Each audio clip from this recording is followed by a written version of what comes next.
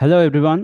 Welcome to ELI, the place where you get your daily dose of inspiration for entrepreneurship. And today we have with us Mr. Sameer Gandotra, who is the CEO and founder of Frendy, which is a digitized convenience store network for towns and rural India. Hi, Mr. Sameer. Welcome to the show. Thank you, Priyaranjan. Thank you for having me on your show, and I look forward to, introducing Frendy to your audience as well as to you. Mr. Sameer, I request you to tell a little bit about yourself, mainly about your background prior to Friendly, so that we understand from what background you come from and what made you to start entrepreneurship, that too in the domain you are working on. So I come from a family business in Calcutta. That's where I grew up. Did my college in Delhi at St. Stephen's. Moved back, worked with my father, worked which is in the tea industry. Did that for about 3 years. Worked in multiple companies. Actually set up a e-commerce site to sell tea back in 2001. So very early had experiences with e-commerce. Then I got into business school in the US. I'm an MBA from the Wharton School. Graduated from there. I've always liked an operational role. I spent almost 15 years in the former Soviet Union, namely Kazakhstan, working in the oil and gas industry. First in for an operator, then for a engineering and construction company, a services provider.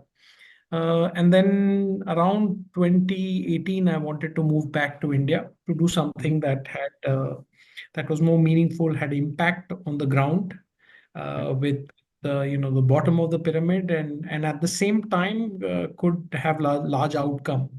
And that's when the idea of Friendly came about, because my business partners were working in the area of an affordable housing company.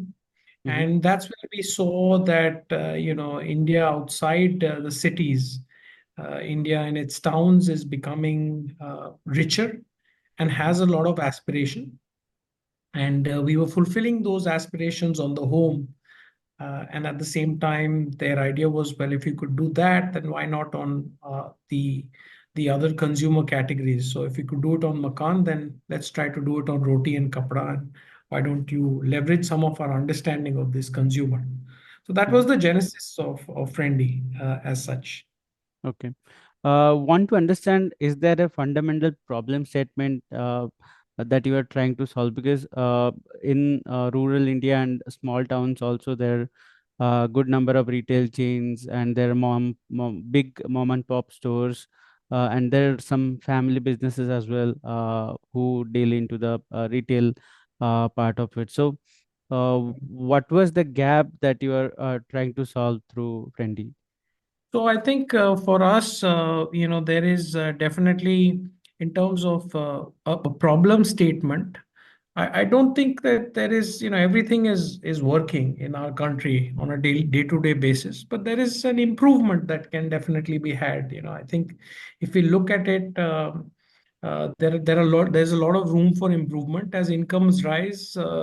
The country modernizes in several ways. I think people could travel in by foot or by train or on bullock carts, but Hmm. it's been replaced by cars and motorcycles and airplanes. And I think we saw that as incomes rise, most countries, developing countries, follow the same path. So, who wants to travel in a bullock cart, or who wants to go to let's say, a very small store, stand outside, shout at the shopkeeper to get served in the heat?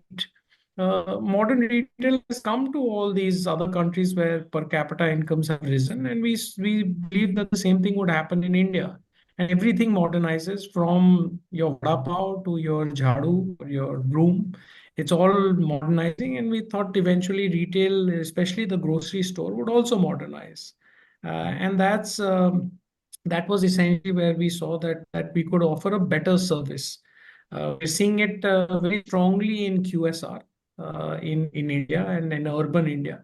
And in rural India, typically, the first thing that modernizes as it right is the grocery store. No developed country has an underdeveloped grocery retail market, because it's the first area that people, as they come into income, start spending their money, which is, on the products that they can buy at, which fulfills their needs and as well as their aspirations. Got it. Uh, Having said that, now I would like to understand what is the difference between the buying patterns of rural India and urban India, especially the small towns. How different are they from the typical big bazaars or Reliance Smart stores that we see across the big cities? Yeah, there's a big difference. I think in urban India, one is that there is a lot of large format retail, and for large format retail, you have to have a large format vehicle to get you there so that you can take your shopping, put it into a car, and then come home. Mhm, Large format retail also means that you're typically buying a lot of products, you want a lot of assortment. It also means that it's monthly buying because you typically go with your monthly paycheck between the first and the 10th of the month mhm, and buy. But when you look at rural, incomes are not fixed. They're not dependent on that monthly paycheck. They have a lot more informal incomes. They buy more frequently. They buy in small quantities. They don't buy, packets. They buy with their budget. So they've got 500 rupees, which they've got to buy five or six things. So they buy 50 rupees of sugar and 100 rupees of rice and 100 rupees of dal. So that's a differentiation. They buy bite-sized luxury. So sachets have always been mhm, big. Snacks in India, 92% is under 10 rupees. Soft drinks and ice creams, maybe about 80 to 85% is under 20 rupees. Shampoos, I believe the number is about 67% is in sachets.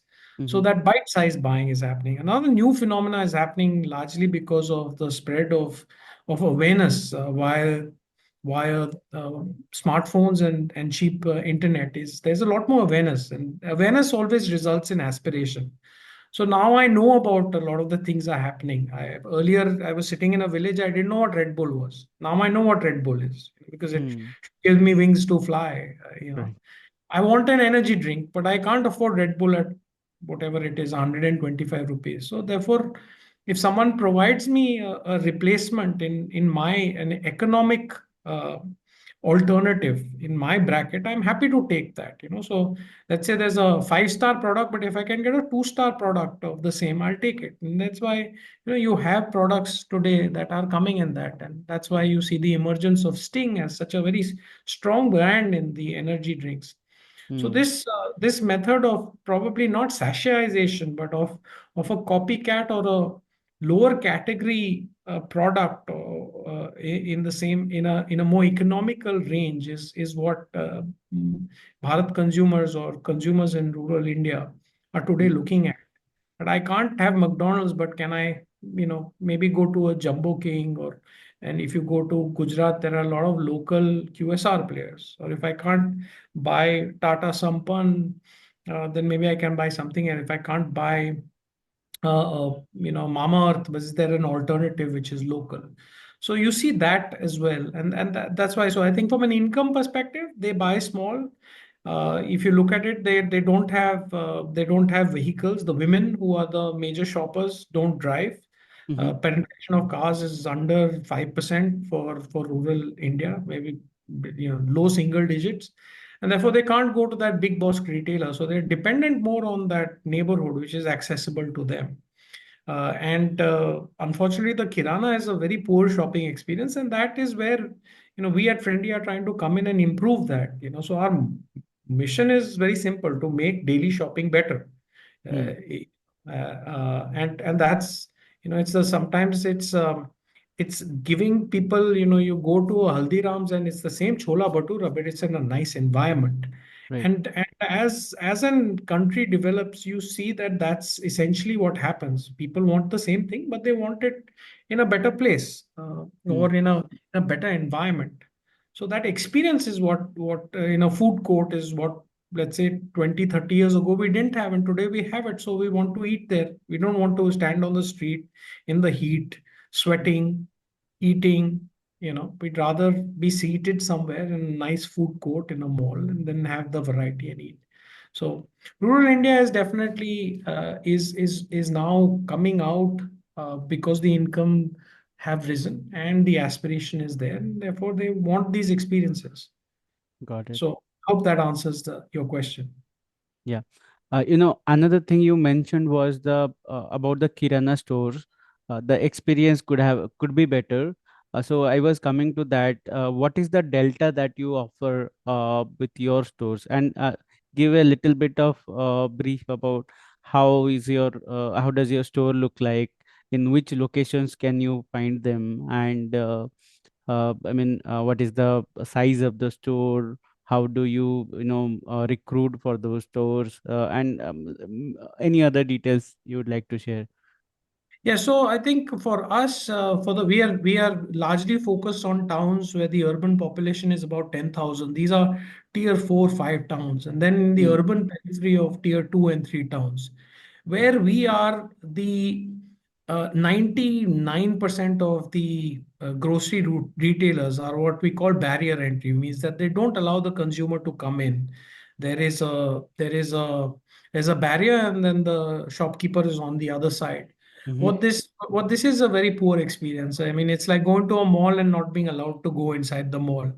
And if you ask me, when you put in a modern store there, which is what we are doing, which allows consumers to come in, where you have people that are essentially where the pricing is transparent, where the environment is very nice, where it's clean, where products are neatly organized, where there are discounts, there are offers, there are deals, where you can touch and feel the product, and therefore you are empowered. This entire experience is, I would say, 10x to an experience where you are standing outside a store.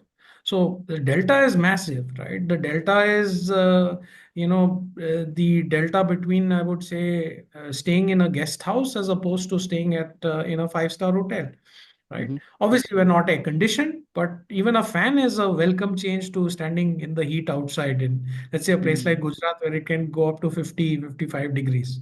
right. Uh, and that experience of being, I would say, I think the five words that we like to say is the differentiator is that we let the consumer come in. Mm-hmm, So we let them enter our store. And I think for them, that is the biggest differentiator. They've never been allowed to do that. The stores in the areas we build in don't allow them to come in. So we are typically their first modern retail experience where they can come in, touch, feel the products. And that is a massive delta. And we like to be in areas where we are the massive delta, where we are sort of that phenomenal mall that you will have in city. You'll have that one outlier mall in a city mm, like Delhi or Bombay. May that be like a Geo Mall in Bombay. yeah. We are to that. In fact, our consumers don't call it a store or a mart; they call it a mall. Mm, We're currently rebranding to Frendy Mall because of consumers. For them, that is the mall. And I think that's in some ways the biggest validation is coming from the consumer who's saying you're a mall, you're not a store, right? mm, You're not a Kirana. They don't call it a Kirana, they don't call it a store. We call it a Frendy Mart, they don't call it a mart, they say it's a mall. So got it. that Kirana is that differentiation between a mall and a Kirana, and you figure out what the delta is. Got it. When you speak of Kirana, their range of products is quite limited. And in fact, you'll only find the daily needs kind of products from groceries to, say, some quick eat bread or some snacks, and that's the range. Cold drinks is another example. In terms of product range, is there a delta as well? Like, do you offer more products? Do you go to the level of Reliance Smart or even bigger? Can you tell us what are the things we can expect when you visit the Friendly store? So for the we have a much wider assortment. Again, I would say it's a 10x, right? A typical hole in the wall Kirana or a micro Kirana will offer about 100 to 150 SKUs. We are Mm, between 1,000 to 1,500 SKUs. So that in itself is a 10x, right? It's a much better assortment of products. Um, Over time, we do offer, or we offer a lot of general merchandise products at our stores. Obviously, they take a little longer time to ramp up, but the grocery is common. You have your home and personal care. You have your you have all your uh, products in the general and in the home category. And then we have a digital layer where we add on an endless aisle of products which is available through our digital app. So Mm-hmm. that is about 5,000 products in our central warehouse in Ahmedabad that can be picked up from our stores, or from our stores when we supply to the micro Kirana network that we build. Then they can be picked up from there. So that assortment with that physical presence, it gives us a omni-channel edge, which is very, very useful. Got it. The micro stores, where do they fit in inside the ecosystem that you're building? So typically, when we go into a town that's small, there are an equivalent number of people. So I would say if there are 10,000 people in an urban town or an urban village, there'll be Mhm. an equivalent 10,000 people in the rural catchment. This is, there'll be another maybe 10 to 15 villages, which in a 3 to 5 kilometer radius of this town. Mhm. All of them are dependent on this main town for a lot of their shopping, but at the same time they also leverage on micro kirana. So micro kirana is the about 85% of India's kiranas are micro, which means that they do less than 2 lakhs of business. I think the some of the some of the let's say the salient points of a micro kirana: less than 2 lakhs of business, about 100 to 150 SKUs, and about 100 square feet and lower, right? This is the kirana that is of the right size for that village. But Mhm. obviously, it's really, really limited to that 50, 100 SKUs. And if somebody wants a product from our mart, then we connect with about 30 to 50 of these micro kiranas. We do two things. One is from our store, we have a small warehouse in our store, and we sell the very fast moving SKUs to them. At the same time, we empower them with a digital app on which they can order it, and they can pass on this digital app to the consumer. And the consumers on their app see the products that are available at our mart, and then from our central catalog, which is at our, more e-commerce kind of product array, which is at our warehouse. Mhm. If they order these products, they get delivered through the same supply chain all the way to the micro kirana to which the consumer is attached, and then they can pick up and pay for it at that micro kirana. Okay. This allows this rural consumer to take the advantage of digital commerce, but with the trust, assistance, and assurance of this micro kirana owner who is part of their community, right? So it's an what we call it is an assist ed model. It's not assisted where it's constant assistance. Initially, first couple of times they struggle to place the order on the app, and so they go to the micro kirana. He does it for them. But then after some time, they figure it out, and they are able to place that order, or still use his help. We don't have payments on our consumer app because when we say that there's no money that will be cut on by placing an order, that gives a lot of trust. That's a very big trust builder. The Mhm. payment can happen digitally, but then it's between let's say the micro kirana owner and his consumer, and it's payment on arrival. So it's cash on delivery, etc. But it's a very set number of people. We're not going with cash on delivery to consumers. We've already collected the cash from the micro kirana owner, and therefore it's his cash on delivery that he has to worry about. So this model is an assisted model which really works for digitally, I would say, both the digitally unsavvy and the digitally untrusting. So I think consumers in smaller towns don't trust e-commerce buying that much, and two, even if they trust it, sometimes they're not capable of placing an order, paying for it, etc. We've Mm. solved for both of these by having that last mile agent, which is the same agent that we supply to, with a lot of the kirana products that we hold. And so the consumer gets access to, let's say, the buy one get one free of Colgate, which is available at the mart, and then some home improvement product in our central warehouse. And so that assortment is available all the way by route to rural India via our omni-channel model. But that physical presence and the presence of that micro kirana gives him that trust, leverages that trust to enable them to make that purchase or take that leap of faith, which they need to do but it's an assisted leap of faith. I hope that Yeah, clarifies. absolutely. And I see two other advantages here. Like in the typical e-commerce case, the cost of logistic goes very high because a delivery agent has to go to the house of the customer, and in this case, the customer comes to the micro kirana store and collects it, so that reduces the cost.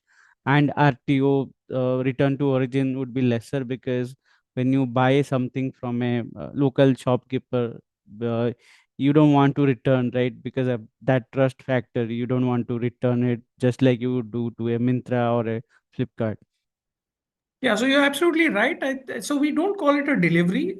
We call it a handover. And the reason we call it a handover is that because those micro kiranas are so close to the consumer can pick it up, or the micro kirana owner can send it across, right? So it's a handover, and the payment is also a handover, right? With respect to returns, yeah, for sure. I mean, we do have returns. Let's say there's a reason, but it's always valid reasons for it, and because and we track the number of returns that a particular touch point is doing. So a micro kirana owner who is returning 20-30% of orders that are placed, there's something wrong. Mm, And then he checks obviously all his consumers. So if he's got a consumer who returns it 3 times, and the fourth time he's not going to get take a chance, because then we'll reduce his commission or start right. charging him a fee. So we have a number of, so per micro kirana owner, we'll give them a leeway of 3 to 4 free returns. Anything above that, then the pain starts. So they make Mhm. sure that the consumer is placing an order. They'll double check. They'll do all of that work, which we don't have to do. And then it's within the community. So there's a lot of, let's say, social pressure as well that is created. So you're spot on with that, Priyaranjan. Another aspect I'm curious to know is how do you choose the locations where you place your stores? Like there are companies like DMart which would go to some suburban places where the cost of land would be very less, and convenience of connectivity would be good. So how do you go about that, and that too in a small town where the population is only 10,000 and cost of land would not be very high, but yeah, I mean there would be center areas and there would be outskirts. So we're typically in the heart of the town. I'm not entirely sure whether I get your DMart question, but I think I'll just take a guess on where you're going with it. I think for the towns that we are talking about, DMart's large format, which is 40,000 square feet, etc., does not work. It's too large for a town that big, Mm-hmm. and the demand is not there for something that big. And DMart has a strategy of largely serving urban consumers. Of course, they could change that. We are focused very, very sharply on this tier 4 5 and urban peri of tier 2 and 3 consumer. In those areas, the most of the people don't have a car that can take them to the DMart. More importantly, I think they don't have the women can't get to the store, Mm-hmm. right? I think there's a huge difference. I think the example that we give is that when Walmart started in the mid 60s in the US, 82% of the US households had a car, Mm-hmm. and 60% of women could drive. So it meant that every woman could drive 10 kilometers away or 10 miles away. So, Walmart has a phenomenal distribution business where 90% of America is within 10, minutes driving from a Walmart.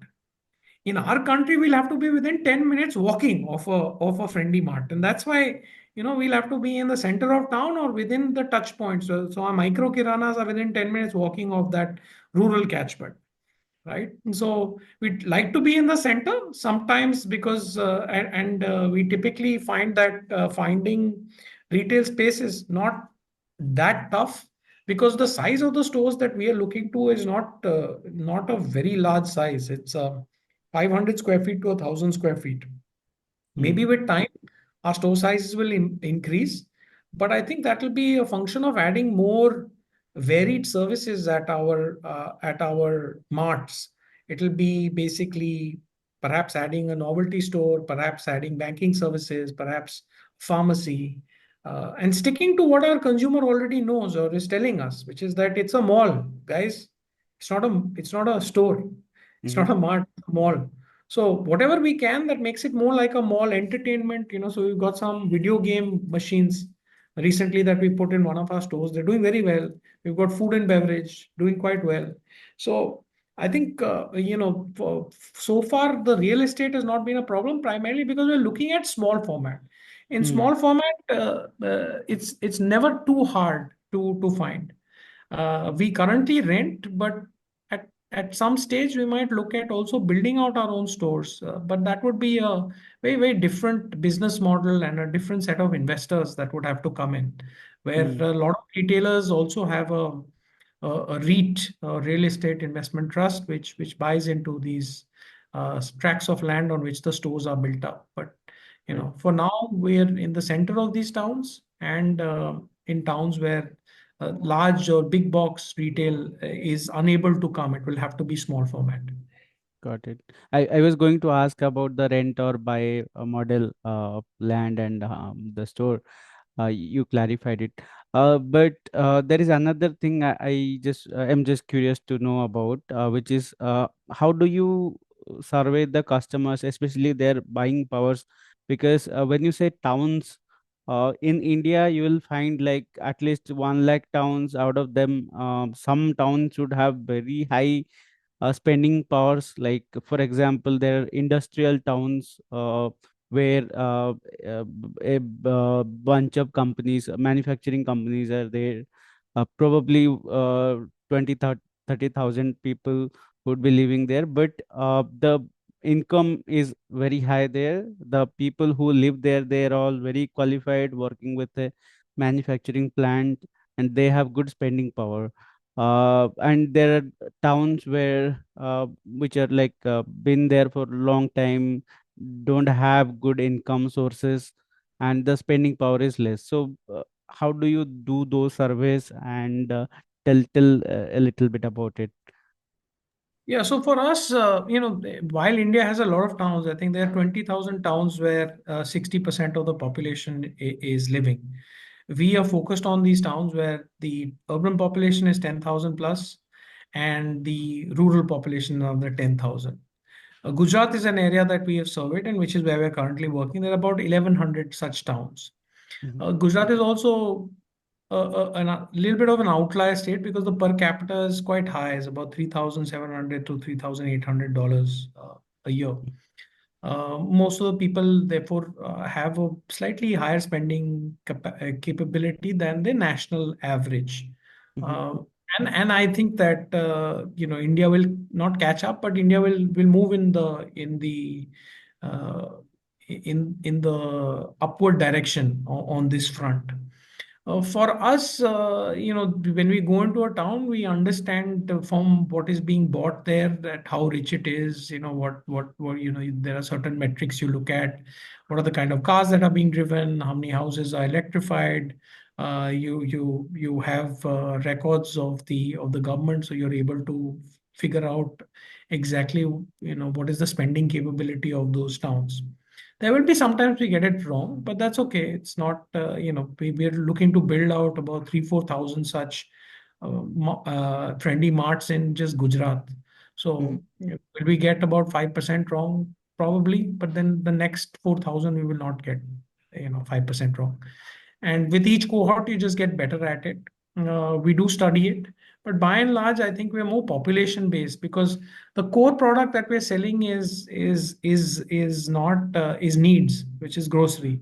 And Mhm. as the income rises, the aspirational products will also start selling. It's not a question of will it happen, but when will it happen? Is Right. it 2 years, 5 years, or 10 years? So in some cases we'll be early, some cases we'll be already in a market that has matured, and then slowly catch up will happen. But it will happen quite quickly. I think we know how quickly we're hoping as an economy to double our GDP, and I think that should give you some indication of where we are going to be. So that's how we look at different catchments or micro lens that we wear when we set up our marts. Uh, can you tell us how have you leveraged the technology in your whole format? Like I saw it on your LinkedIn profile that it says digitized convenience stores. But is it just the e-commerce and billing, or is there a digitization in the back end, in logistics, in have you invested in robotics, uh, in sorting warehouses, and in and then there are some companies who are also expanding into logistic, like Flipkart has its own logistic company. So logistic does play a big role in any retail format. So tell us, what all have you done on the technology front? So I think on the technology front, we started as a technology company, and the entire, I would say, the operations, we're what we call an ops tech company. So technology, when merged with operation, gives you a very strong moat, right? And from day one, all operations have not happened off book, but on an app or a warehouse management system. At the what is connected is that we have a suite of apps: the consumer app, the micro Kirana app.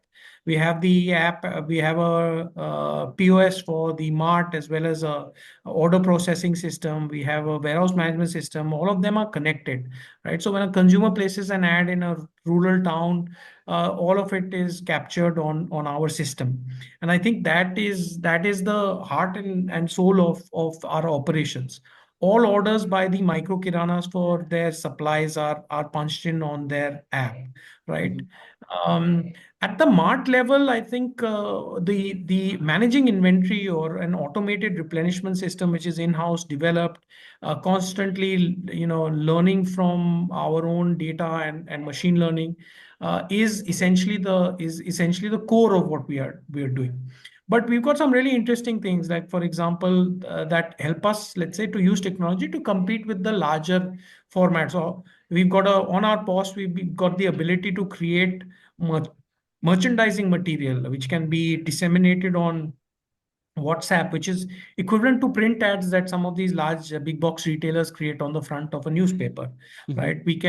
We can create offers, deals, all of that on our app, right? And that's another important factor.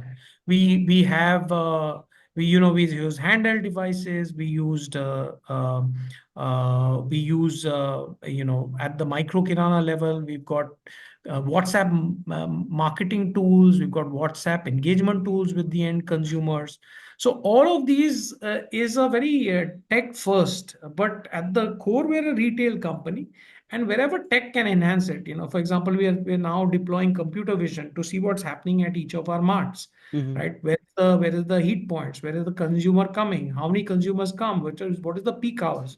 What is the off peak hours? When should we run our discounts? When should we not run our discounts? So all of that is a very tech first approach, and I think it from day one, if you have that tech first approach, it allows you to transitions into tech are tough, but when you tech first, Hmm. then sometimes it almost acts as in some cases, when let's say the systems are down, then everyone can't function, so it's Right. like it's it in and it's great to have a company that is tech first, because sometimes when you do things off book and then you ask people to move to tech, then there is a lot of friction. But we've been tech first Hmm. in terms of our entire supply chain, and that I think is something that we are very proud of. And that will allow us to lever up, because it just, with time, with every season, we just get better. What was selling and when was it because of this festival? If so, then how much do we need to stock? And that technology, together with operations, or what we call ops tech, is a very, very strong mode that we're building. Got it. My final question, and then we will close the session. Tell us, what do you understand about entrepreneurship? Being an entrepreneur for so many years, what did you say about who is an entrepreneur, or what defines an entrepreneur? What are the attributes, features? I mean, how would you define it? Look, I think entrepreneurship. I think in our country is a very strong facet.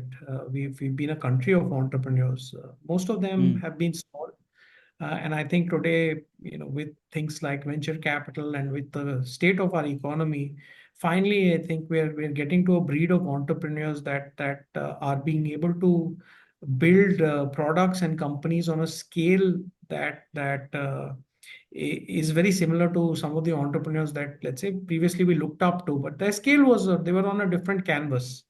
And I don't think that there's any difference. I think we should stick to some of the things that we are good at. I think India is very good at frugality, right? And we are, for example, building a very frugal business, and we should mm-hmm, be proud of that, and we should embrace that. I think entrepreneurship or success in entrepreneurship is like is very people dependent. You're dealing with consumers, customers, your partners, and you need to continue to be very good at doing that. I also think that that there is a lot of perseverance that is required, and at the same time, you'll have to figure out what is the right business model that you can build out. And if you can build out the right business model and you have the perseverance, then you with luck you will be successful.